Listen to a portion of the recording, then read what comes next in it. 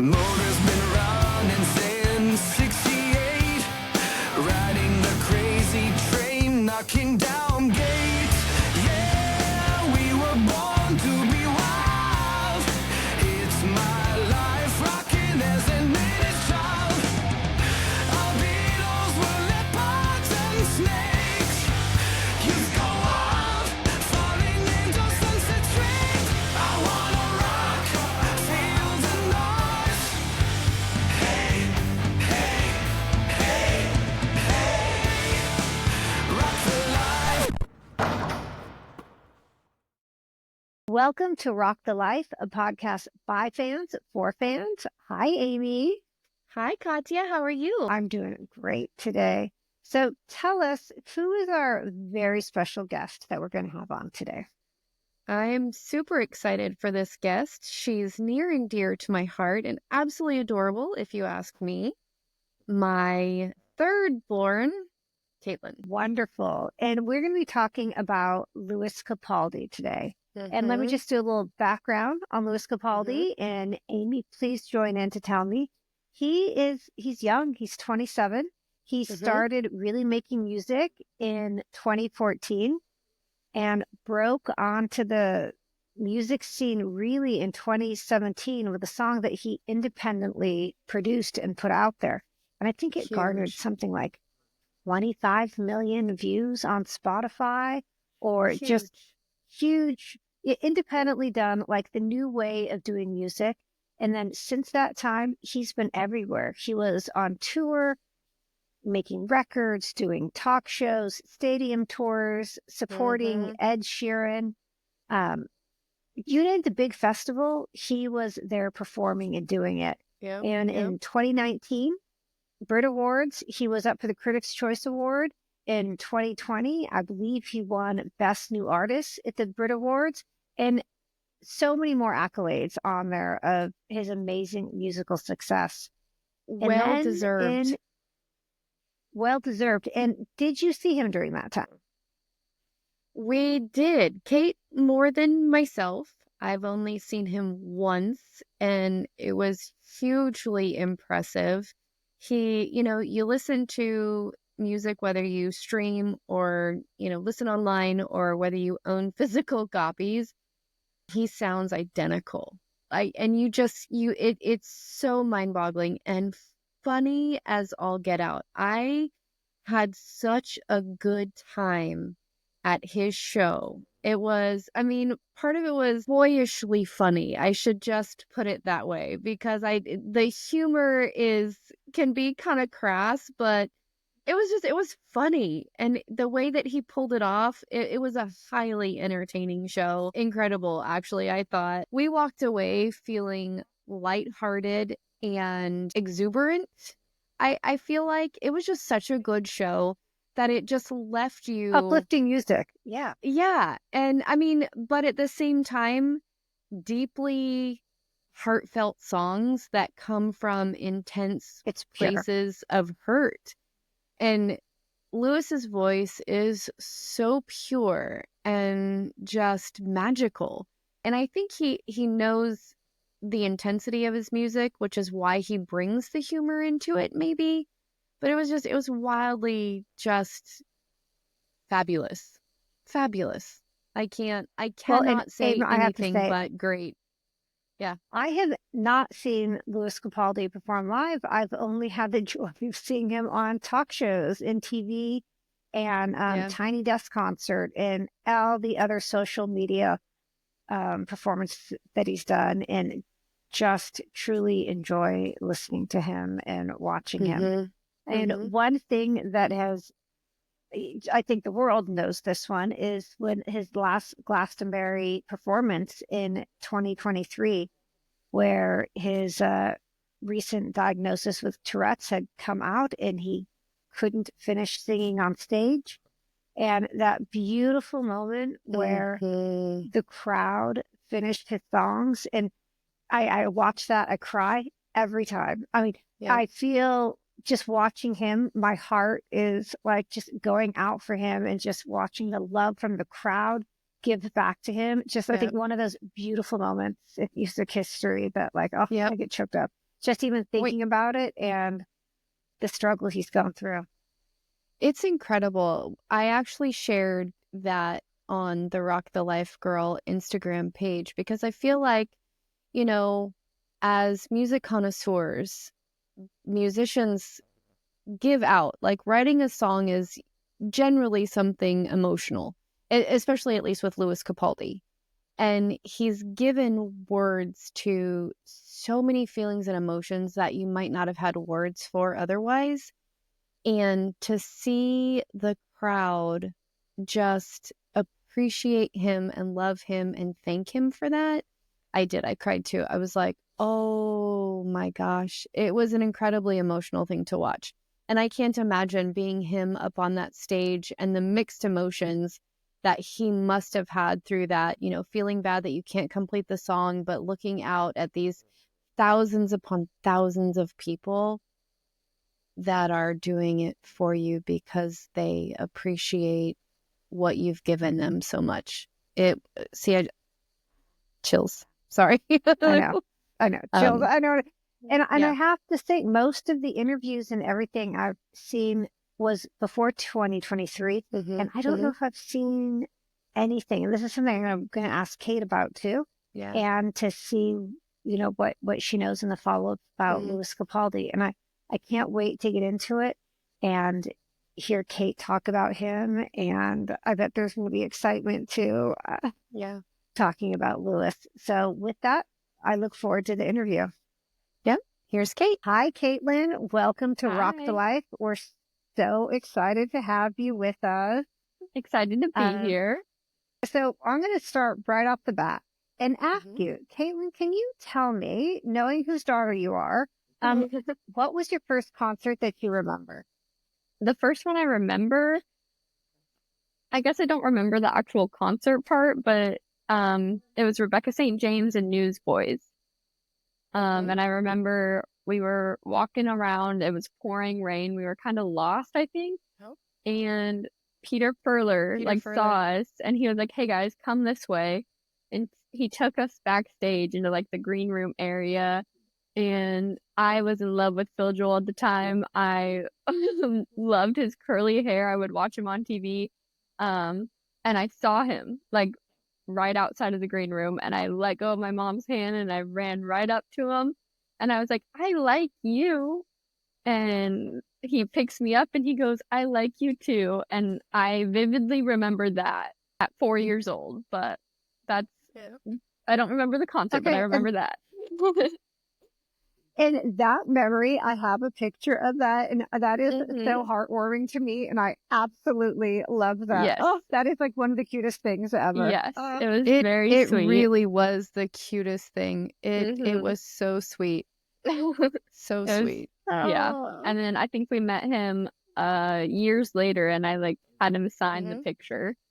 My goodness, I love it. So, Caitlin, I have to ask you, we just went to the first concert, so now tell me, what's the last concert you went to? I think it was Def Leppard in July. With her mom. Yes, with my mom. Great answer. Yeah. Right? I think that was the last concert I went to. I have one, well, technically two coming up, but it's the same artist, and we're just going to do two different shows. And which artist is that? His name is Sam Fisher, and he opened for Lewis Capaldi when I saw Lewis Capaldi first. And I fell in love with him. That is a full circle moment. His music is great. I love him. He's also hilarious. Take us back to what year was that? I first saw Lewis Capaldi live in 2019. My dad and I went because my dad also liked Lewis Capaldi. And we went up to Seattle because the Portland show was first. When tickets first went on sale, it was 21 and up only, the venue. So I was like, Dad, you have to take me to Seattle. I wasn't 21 at the time. And so we went, and on the way up to the venue, I like rechecked the Portland tickets just for fun. And the venue had changed to an all ages venue. And I was like, oh, interesting.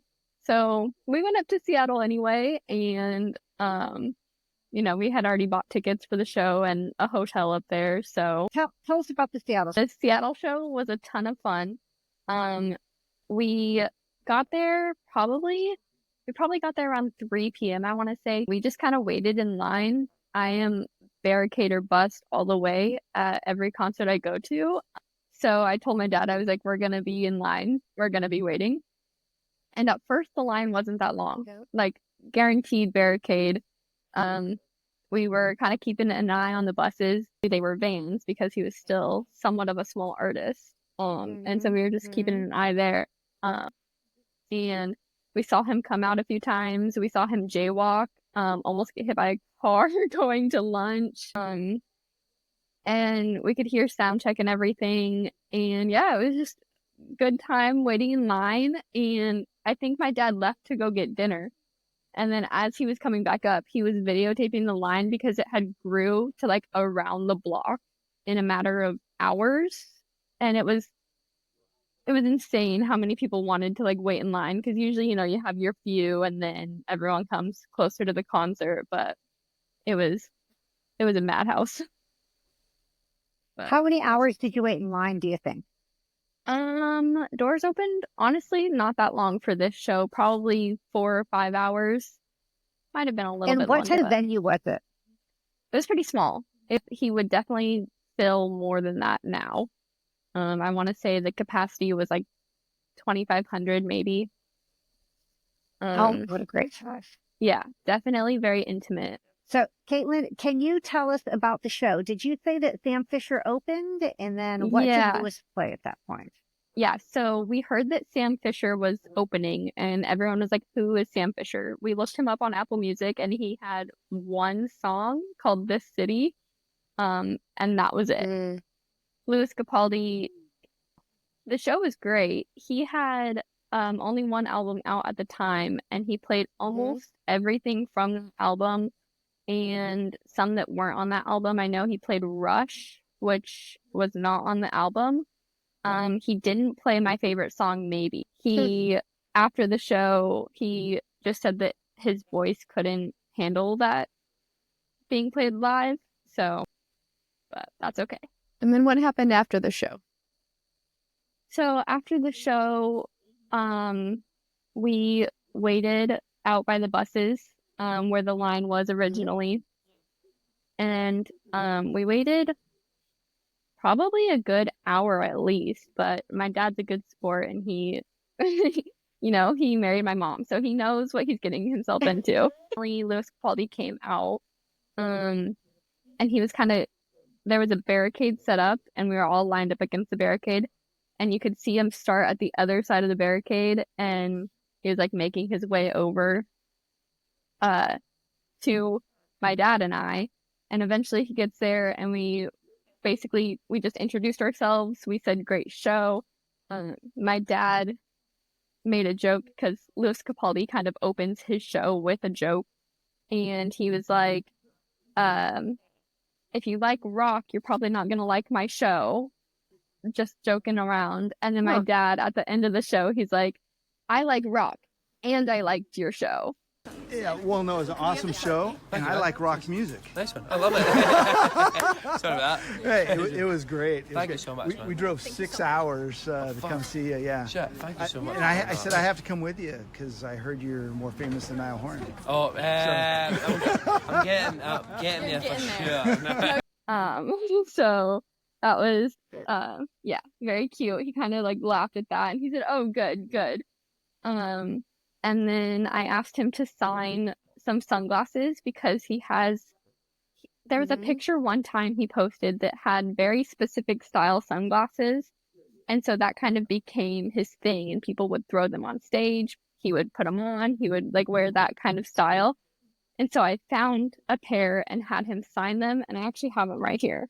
But it's like these are silly sunglasses, and he signed both sides. Aww. And that's cool. Yeah. So he signed both sides, and he was like, I signed both sides, so they're kind of like Ray-Bans. He's just really funny. When you go to his show, you get a performance and a comedy show. And yeah, it's hilarious. definitely a comedian.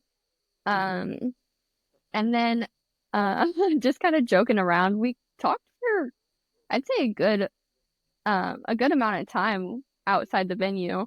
And I joked with him. I was like, so we actually live in Oregon, and I didn't go to your Portland show because it was 21 and up, but now it's all ages. Should my dad take me to the Portland show tomorrow? And he was like, absolutely. Yes. He should. And so I was just kind of joking with my dad, and I was like, oh, well, Lewis said you had to, so now we have to. And then Absolutely. Yep. And my dad was like, hold on, let me think about it, because I think it was the Seattle show was on a Saturday, and then the Portland show was on a Sunday, and he worked on Monday. And so he was like, let me see if I can, manage that. And then we made a deal. He said that if I drive back Sunday night after the show, we could go to the Portland show. So I found tickets. Luckily, it was not sold out. I don't know how I actually found tickets. We bought 4 because Chloe and her husband went with us as well. So we stayed in Chloe Seattle is that your older night. sister. Yeah, my older sister Chloe. So we stayed in Seattle that night, and then made our way down around like noon. It's about a 3-hour drive from Seattle to Portland. And then we went and waited in line again. Yay! Yep. And I told them, I was like, it'll be worth it when we get barricade. And I think for that show, Dad and Josh went and sat up on the balcony, and there's a picture, I'm sure my mom has it, that my dad took of the whole stage with Lewis Capaldi on it. And then Chloe and I obviously got barricade. Can't do it any other way. Sam Fisher sang again. I actually recorded videos of him performing that time because I was like, oh my gosh, this guy's kind of good. So I recorded some of his songs. And then, Lewis came on, performed the same set list. I think at this show, he actually went to the bathroom, and like had the microphone still. And he was like, hold on, I gotta. So funny. He was like, I gotta take a wee, because he's Scottish. So like, they say wee. And so he went and ran to the bathroom, and then still had the microphone, and he was like, oh, did you guys hear that? Like, I don't know, just making jokes. It's so crude humor, but it was hilarious. Now, did he play Maybe? No, he did not. Not at the show. Yeah. So it was still like on my bucket list to hear. The show ended, and I was like, Chloe, we have to wait outside. You got to meet him, like hyping him up. And I was like, he's got to see Dad again. Like, he's got to know we went to this show too. And then we kind of waited towards the back of the crowd, because this time there was no barrier between us. It was just kind of like a mosh pit of people, I guess. You have to time it right. You don't want to be the first person to meet him, but you don't want to be the last. You don't want to wait too long because they could kick you out. Like, you have to time it good. And so most of the crowd had dispersed, and he kind of sees me, and he was like, you made it, like kind of surprised. And we're like, yeah, we made it. And then he looks at my dad, and he was like, this is a great father, everyone. This is it was so funny. He gave my dad a high five for bringing me to the second show. I think Mom has a clip of him giving him a high five and saying that he was a great father, which is true. Everybody else is a great father. I love it. It's a man. Everybody else is a great father. I love it. And then I think we just took some more pictures. And yeah, we, hung out a little bit longer, and then it was time to go, and I had a 3-hour drive home. You drove home after the concert? Yeah, that night. Oh my goodness. That was... Now, have you seen Lewis Capaldi play since then? Yeah, that was in June. And then in September, he was playing in San Diego. And my mom, she was at a conference thing down there. And so I just hopped on a flight and met her down there, and we went together. So kind of in that 3-month span, though, he really blew up. He got super popular. Like, it was overnight success, you know. He always made jokes about being a one-hit wonder, and his song "Someone You Love," Someone you, yeah. yeah, that just blew up in what felt like overnight. At this next show, I wasn't even sure if we were going to be able to like meet him, if he would come out, you know, because when artists get bigger, they stop doing that just for safety concerns. I made her do the same thing I did with Dad. We waited in line pretty much all day. Okay, hold on. She made me. Not that it didn't originate with this generation first. Yeah, no, she was all for it. It was probably her idea for what time, like getting in line at like 11. Oh, yeah. Yeah. People were talking about Lewis Capaldi doing a signing at a record store, kind of close to the venue, but like definitely a drive away. Mom and I were kind of talking about it, and I was like, I don't want to lose our spot in line. And then my mom was like, no, go, I'll wait here. So she saved our spot in line, and then I hopped in an Uber with some girls that I had met in line. And we went to the record store, and for this one, I purposefully wanted to be like the last person in line. So I kind of like laid back while everyone else went and met him. And then he like saw me, and he like almost not did a double take, but he was like tilted his head, and he was like, have we met before? And I was like, yeah, we have. And I told him, I was like, I saw you in Seattle, and then my dad took me to the Portland show as well. And he was like, oh my gosh, yeah, I remember that. Like, you have a great dad. And I was like, he's on FaceTime. And then I FaceTimed my dad, and there's a screenshot of us FaceTiming my dad, and yeah, it was so funny. He was like, hey, nice to see you again. Just we're talking, he was signing my record and whatnot. And then I asked him if he would take a Polaroid picture with me. So we took 2 Polaroids, and then I like had him sign one, and then I was jokingly like, I'll sign yours if you want. And he was like, yeah, sure. So I have a signed Polaroid of him and me from him, and then he's got one that I signed for him. Yeah. I love it. I like to think that he still has it, but who knows? And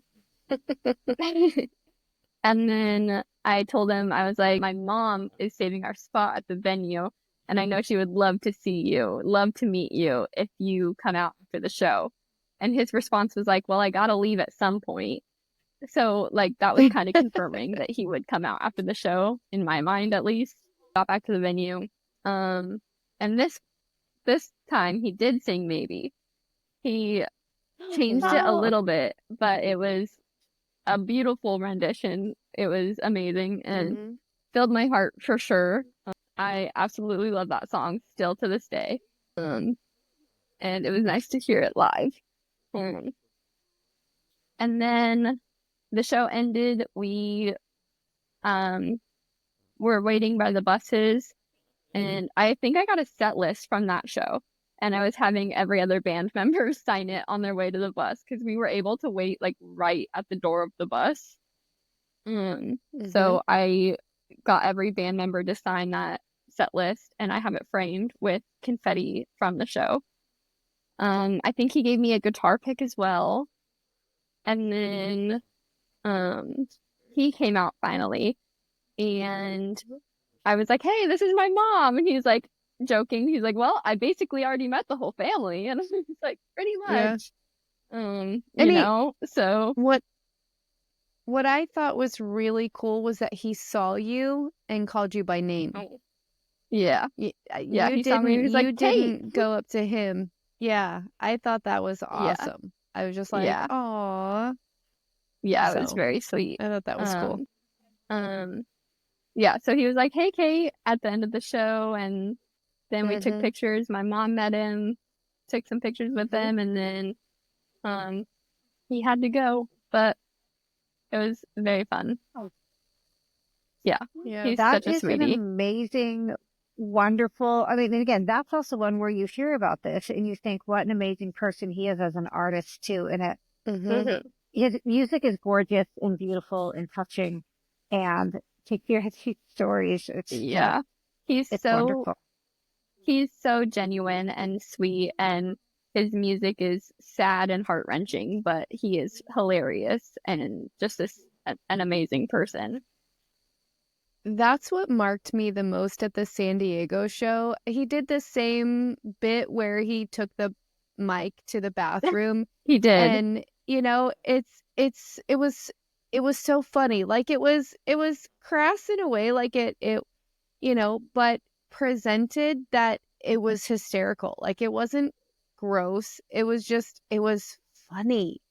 And I think if you weren't crying because of the way a song hit your heart, you were busting up laughing because as soon as the song was over, he was bringing levity and comedy, and it was an amazing mix of emotions. And I don't know about you, Cait, but we left kind of on a high. Like, even though there was a lot of emotional music happening and you identified with it deep in your soul, we left just having had this really great night and a lot of fun and laughter through the whole thing. So yeah, definitely a range of emotions that happened.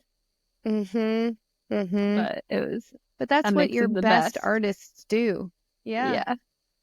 I think he He's is aware of how phenomenal- sad his song.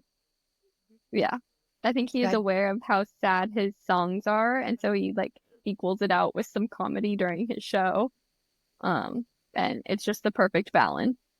Yeah, I'd agree. Out of all the shows that I've seen, and I've seen a few, I would put that San Diego show in my top 10, I think. Definitely. Because it was so fun. It was so good. He sounded brilliant. His voice is better live than it does recorded. And you can't say that about many artists, but yeah. No joke. So he pure. Is amazing. So pure. Very talented. Well, Caitlin, Amy, thank you. And it just makes me hope more in the future that I do get to see him live at some point. Yeah. And the performances I've watched, I do watch a lot of the videos of him and see him. It's touching, it's beautiful, and I hope I get to experience that too. And you get to say hi to him again and experience that. He is on a bit of a break right now just because it was performing and being in the spotlight was taking a toll on his health, and he has Tourette's, and it's like stress-induced Tourette's, and performing is a very stressful activity. He needed to take a break, so he's been on a break recently. In our opening, Cait, we talked about the video that went around Glastonbury 2023. Yeah, the Glastonbury show where he couldn't finish Someone You Loved, I think it was. And the crowd, you're looking at at least 25,000 people. Easy, just singing it back at him. I thought, for someone who's given so much emotionally, it was beautiful. It was beautiful. Like, I cried. Actually, when his new album came out, he did a tour for that, and I went to his Boston show. You could see the struggle, and you could see how much it hurt him not being able to perform his songs. And what year was that? It was 2023, so just last year. We saw him in Boston, and we had kind of a similar experience. He couldn't finish a lot of his songs, and so it was the crowd singing it back to him. And it's touching how he just takes a step back and he just lets it happen because he knows that he needs to let it happen. Yeah, it's just experiencing that live was such a range of emotions. I can't even describe it because it was so sad because I love him and I feel for him. But hearing the crowd sing it back was like so heartwarming at the same time. And yeah, he will just I hope that he's taking the time to heal and to get better, and that he will perform again if he's able to. Because I think, No, yeah. And I think one thing that's really beautiful about he is struggling, but the interviews he's given in the last few years, even 2022, talking about his struggles and being open about it. And it's actually beautiful how his parents have supported him and continue to support him. And he's surrounded by like this super love of his family, but then he's out there performing and he's surrounded by fans. Like, right? Like also showing him the love. And I think, yeah, I do hope for him that there is so much love toward him and his music that he will get out there and do what he needs to do. He has so much support around him. And I think, did you see was it Netflix or was it a Prime documentary? Didn't he do a documentary? It was on Netflix. Yeah, it's called How I'm Feeling Now. And it touches on just about all of that. You know, his Tourette's and how it has affected his performing and how his family is supportive and, you know, they just want what's best for him. I miss his presence. I really do. I miss his presence on social. I miss having new songs to listen to. Of course, we still listen to all the old songs. But I'm hopeful for him that he will come back full force and, you know, give us some more to love. I feel like someone who's so emotionally attached to being able to help people express heartache and hope, because there is a lot of hope in there too, that you know, he's one of those songwriters that gives you words when you don't have them. And I don't know about you, but I treasure those songs. So I'm hoping that he'll get back to being able to give us a little bit more. And if not, I wish him all the best in whatever he decides to do, because he's going to be a gift no matter where he is. So. Okay, Amy, Caitlin, I want to end this with one last question to Caitlin. Caitlin, if you had to choose a few of Lewis Capaldi's songs that you consider to be kind of the soundtrack to your life, which one would it be? I know you mentioned Maybe, but I don't know if there's another one. So I would say maybe like 4 years ago, I would have said Maybe, and I actually wrote it down. I was prepared.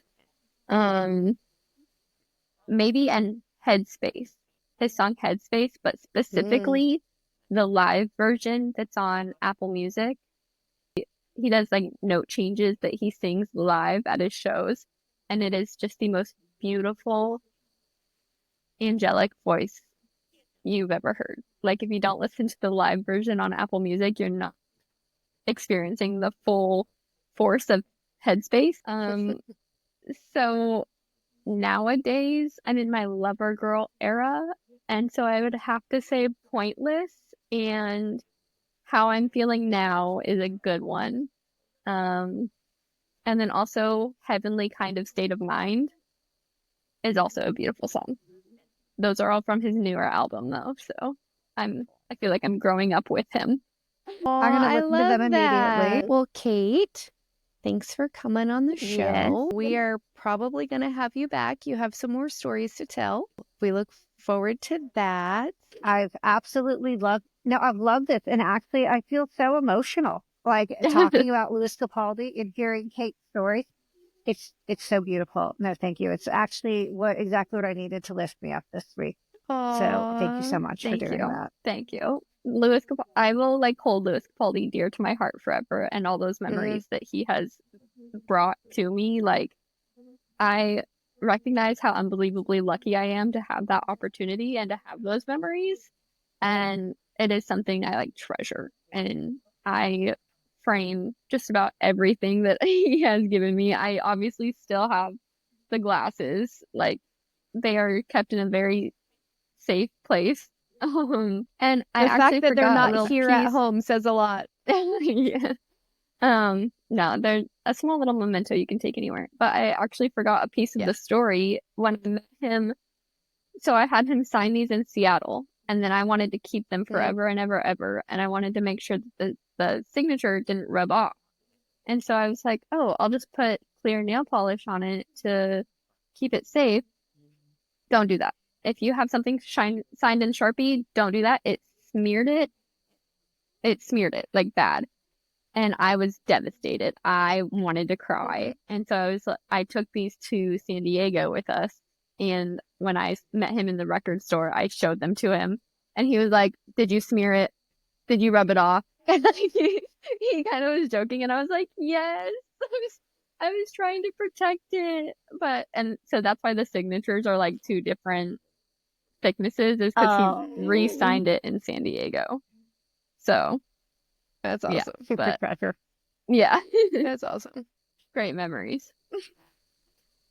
That's awesome. Oh, and I also forgot to say that these are I don't know if I said it actually. You can cut this out if I already said it. But he was like, no one's ever asked me to sign sunglasses before, so this is the first pair of sunglasses he ever signed. And they will end up in a museum someday. Yeah, Rock Cafe, let's go. Hall of Fame. Hall of Fame. If Hall of anyone Fame. wants, I will not give these away, but if someone wants to rent them from me for a short period of time, right? My DMs are open. To hold into a collection for a little bit. Yeah, that's funny. You can't have them, but you can borrow them. That's awesome, Cait. Alrighty. Yeah. Well, thank you, sweets. Of course. I miss you. Thank you. I miss you. Thanks for having me on. I look forward to talking to you again, Caitlin. You too. Me Amy, too. I'll talk to you soon, too. Bye. Okay. Bye. I want to say thank you to Caitlin for coming on and doing this show with us and sharing with us her stories about Lewis Capaldi. And I hope in the future that she comes back to let us know what she's listening to and all her adventures. I look forward to hearing. Yeah. And also with this, I mean, Lewis Capaldi is one of the newer artists that we've had on the show. Other artists have been doing this for 40 years, and he is one of our newer musicians. Phenomenal songwriter. Phenomenal. Well, if you have a story you'd like to share, be it Lewis Capaldi, 80s rock, somebody else, make sure you send us an email at amy.rockthelife@outlook.com. You can follow us on our socials, Rock the Life on Facebook. We have Rock the Life Girl on Instagram and Threads. And I think that's it. Yeah, that's where we are right now. That's it. Oh, Aim, always good talking to you. Yes, I look forward to the next one. Same. Love you. Hey, love you too. Don't forget, Rock the Life. Life. Talk to you soon. Bye. Hi. How you doing? Nice to meet you, Caitlin. How's things? Thank you for coming. Yeah. Sorry for I made you wait so long. That's totally okay. Right, so what's Wait it? longer. Can you sign them? Oh yeah, of course. I think I'll put them on. I like your style. Oh, thank you. No one's ever asked me to sign glasses before. Oh, really? I'm glad to be first. There you go. Sorry, it's hard. These kind of they look like signature, they look like my special I found glasses. them in Target for like $7. So. Pretty good, eh? That's a good thing about these type of glasses. I signed both sides because then it's like almost like Ray-Ban. Thank you. Yeah, it's not as even better. Rock the life, don't live.